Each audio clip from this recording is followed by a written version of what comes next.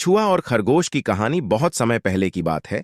एक घने जंगल में कछुआ और खरगोश रहते। दोनों अच्छे दोस्त थे, लेकिन स्वभाव में एक दूसरे से बिल्कुल अलग। खरगोश तेज दौड़ने में माहिर था और अक्सर अपनी इस कला पर घमंड करता था।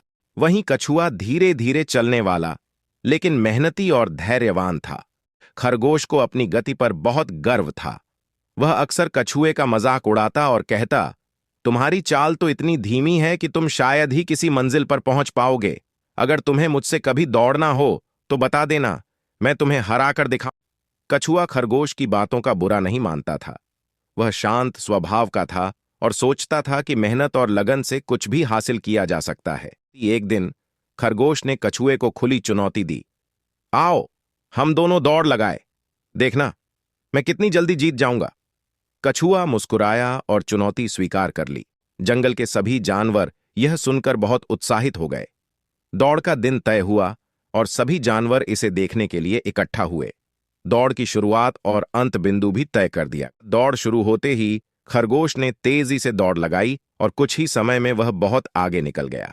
कछुआ अपनी धीमी चाल से बिना रुके धीरे धीरे आगे बढ़ता रहा। खरगोश ने जब पीछे मुड़कर देखा तो कछुआ उसे कहीं भी नजर नहीं आया। उसने सोचा, कछुआ तो मुझसे बहुत पीछे रह गया है, इसे तो मंजिल तक पहुंचने में बहुत समय लगेगा। क्यों ना थोड़ा आराम कर लूं। खरगोश ने पास के एक पेड़ के नीचे आराम करने का फैसला किया। ठंडी हवा और छांव में उसे नींद आ गई।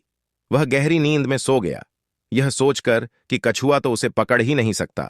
दूसरी ओर कछुआ बिना रुके अपने लक्ष्य की ओर बढ़ता रहा।